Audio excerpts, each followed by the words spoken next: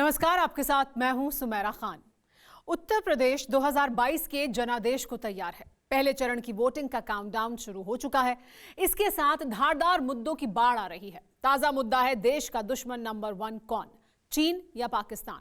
इस बहस की शुरुआत समाजवादी पार्टी अध्यक्ष अखिलेश यादव ने की, जिन्होंने चीन को देश का दुश्मन नंबर 1 बताया, वहीं पाकिस्तान को सिर्फ राजनीतिक दुश्मन। बीजेपी ने अखिलेश के इसी बयान को कैच कर लिया। भगवा ब्रिगेड ने समाजवादी पार्टी सुप्रीमो के बयान को उनके पाकिस्तान प्रेम से जोड़ा। अब यूपी में चुनाव में असल मुद्दों पर पाकिस्तान, जिन्ना और तालिबान हावी हो गए हैं। तो क्या इससे यूपी चुनाव असल मुद्दों से छिटककर ध्रुवीकरण और तुष्टीकरण पर आ गया है? इससे किसका नफा और किसका नुकसान है? टेली सीरीज जानी दुश्मन द रियल राइवल के इस एपिसोड में देखिए जिन्न, clash of ideologies.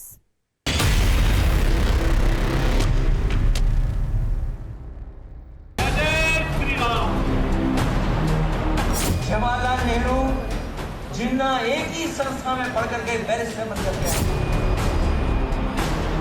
Samajwadi party के मुखिया के द्वारा जिन्ना को सम्मान दिया जाता है कि अगर देश का कोई सबसे बड़ा दुश्मन है तो पहले चीन दुश्मन है और नंबर 2 पर पाकिस्तान दुश्मन है।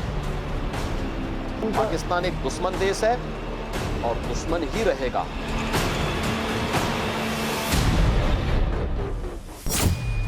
मोहम्मद अली जिन्ना देश के बंटवारे का गुनहगार।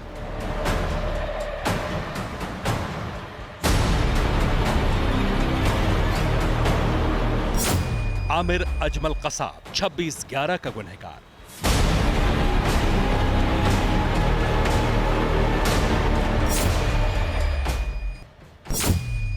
याकूब मेनन मुंबई ब्लास्ट का गुनहगार। ये रियल लाइफ विलेन है। तीनों पाकिस्तान परस्त थे। तीनों अब इस दुनिया में नहीं है। ना ही इन तीनों का उत्तर प्रदेश से कोई वास्ता है। लेकिन यूपी चुनाव में इन तीनों के नाम की गूंज है।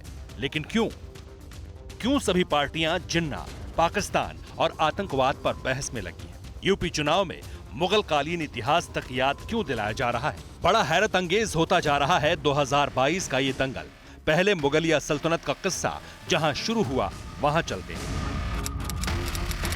26 जनवरी 2022, 20 विंडसर प्लेस, जनपथ, नई दिल्ली।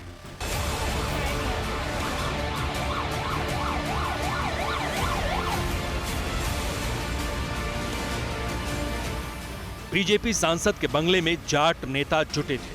वहां मंच सजा था। मंच पर गृह मंत्री अमित शाह आए। उनके सिर साफा बांधा गया। चर्चा यूपी चुनाव पर थी, लेकिन इतिहास पर मुड़ गई। बीजेपी के चाणक्य ने जाटों से जो रिश्ता जोड़ा, उसे सुनकर सब चौंक गए। 50 साल पुरानी पार्टी का जाटों से 650 साल पुराना रिश्ता। हमारा आपका नाता तो 650 साल पुराना है। आप भी मुगलों से लड़े, हम भी लड़ रहे हैं, ये हमारा नाता है। ताज्जुब इतना भर नहीं, बीजेपी सांसद प्रवेश वर्मा के घर मौजूद तमाम जाट नेताओं ने इस रिश्ते पर मुहर लगा दी। बहुत संतुष्ट हैं और उन्होंने जो आश्वासन दिया, हमारे देश के गृह मंत्री हैं, उन्होंने हमें बहुत मजबूत आश्वासन दिया है। और हम अब 15 दिन रहे हैं चुनाव के, उसमें रात दिन लग के भारतीय जनता पार्टी के लिए काम करेंगे। बस उन्हें जो हमें जरूरत थी उन्होंने दे दिया।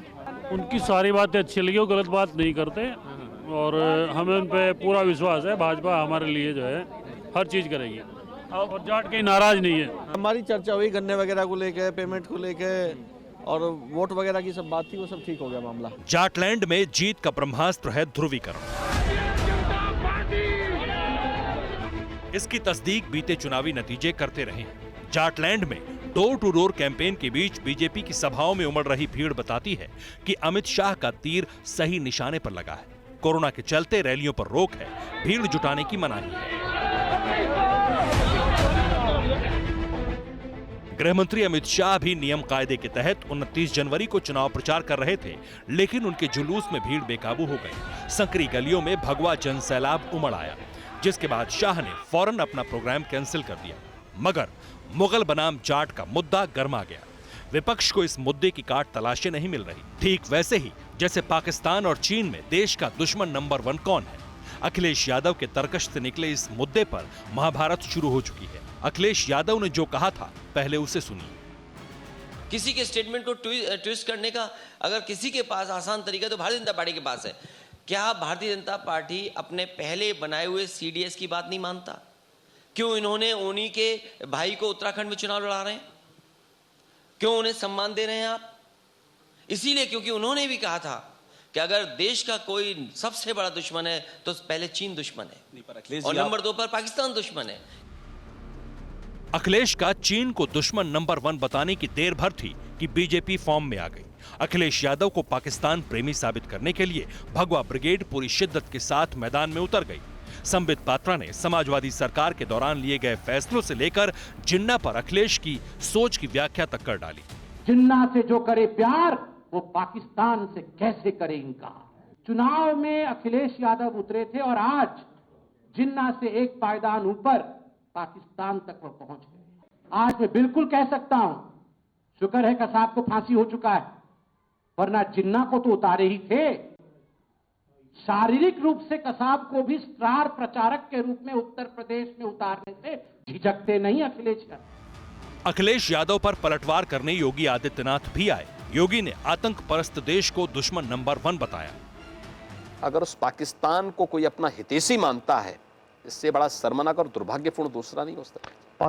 पाकिस्तान एक दुश्मन देश है और दुश्मन ही रहेगा। जो देश का दुश्मन है वो हमारा भी दुश्मन है। जो देश का हितैषी है, मित्र है, वो हमारा भी मित्र है। इसे यूपी इलेक्शन में ध्रुवीकरण बनाम तुष्टीकरण की आजमाइश ही कहा जाएगा। दोनों तरफ से इन मुद्दों को तूल देने की होड़ है।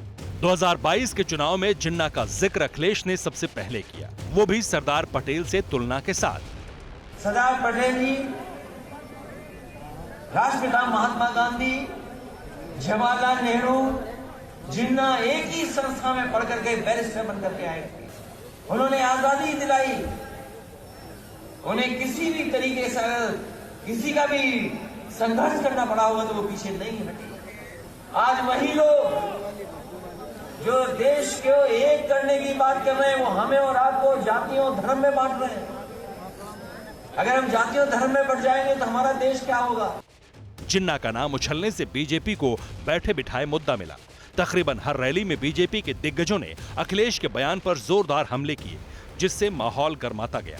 अब चुनाव बीजेपी उसी पिच पर लाई है जिस पर खेलने का योगी को अच्छा खासा अभ्यास है।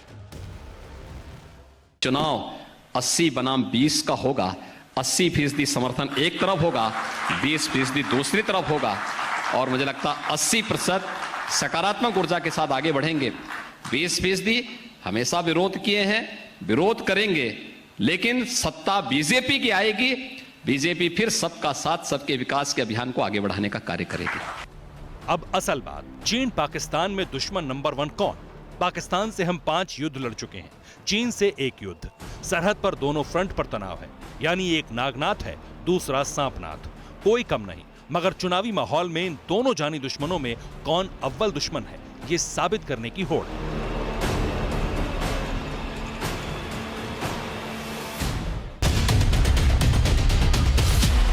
कोरोना धर्म नहीं देखता, जात नहीं देखता, अमीर गरीब ऊंच नीच नहीं देखता। कोरोना सिर्फ मौका देखता है, लेकिन आप उसे मौका मत दीजिए। बस इतना कीजिए, जब कभी दफ्तर से, बाजार से घर लौटिए तो इतना ख्याल जरूर रखिए कहीं आपके साथ कोरोना आपके घर तो नहीं जा रहा। भूलिए मत, कोरोना अभी जिंदा है।